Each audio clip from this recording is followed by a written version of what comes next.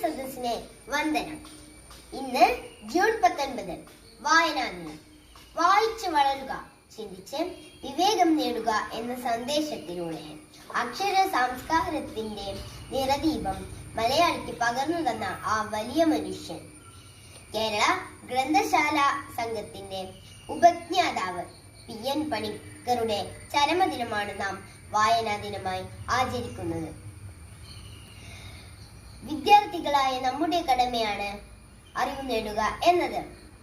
അതിന് ഏറ്റവും നല്ല മാർഗമാണ് വായന എന്നത്. വായന മനുഷ്യരുടെ ബുദ്ധിയെയും ചിന്തകളെയും തെളിച്ചമുള്ളതാക്കുന്നു. വായിച്ചാലും വളരും, വായിച്ചില്ലെങ്കിലും വളരും. വായിച്ചാൽ വിളയും, വായിച്ചില്ലെങ്കിൽ വളയും എന്ന കുഞ്ഞുണ്ണി മാഷിന്റെ വരികൾ എല്ലാവരും കേട്ടിട്ടുണ്ടാവുമല്ലോ.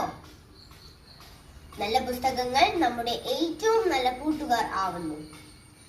വായനാശീലം അന്യം നിന്നുകൊണ്ടിരിക്കുന്ന ഈ കാലഘട്ടത്തിൽ വായനയുടെ പ്രാധാന്യത്തെ കുറിച്ചുള്ള ഓർമ്മപ്പെടുത്തലാവട്ടെ ഓരോ വായനാ ദിനം. നന്ദി, നമസ്കാരം.